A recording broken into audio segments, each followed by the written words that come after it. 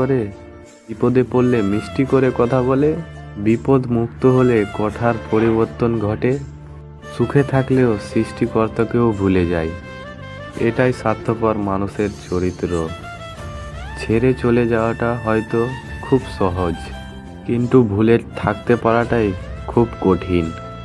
কাউকে স্বপ্ন দেখিয়ে চলে যাওয়া অনেক সহজ, কিন্তু কারোর সাথে থেকে কারোর স্বপ্ন পূরণ করে দেওয়া অনেক কঠিন। যে চায় সে পায় না, আর যে পায় সে গুরুত্ব দিতে জানে না। হেরে যাওয়ার ভয়টা ভালো থাকতে শেখায়, হারিয়ে ফেলার ভয়টা ভালোবাসতে শেখায়। কিছু কিছু সম্পর্ক হয়তো একটু যত্ন, একটু ভালোবাসা পেলেই টিকে যেত। তো বুঝতে অনেক দেরি করে ফেলে কিছু মানুষ।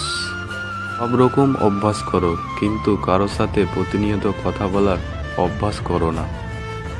অপেক্ষা তো করছি শেষটা সুন্দর হবে বলে। হ্যালো এভরিওয়ান, যদি ভালো লাগে ভিডিওটা তো একটা লাইক করে চ্যানেলটা সাবস্ক্রাইব করে আমাদের পাশে থাকবেন। আর পরবর্তী পার্ট জলদি চলে আসবে, টেনশন নেবেন না, আমরা ফের দেখা করব। ধন্যবাদ।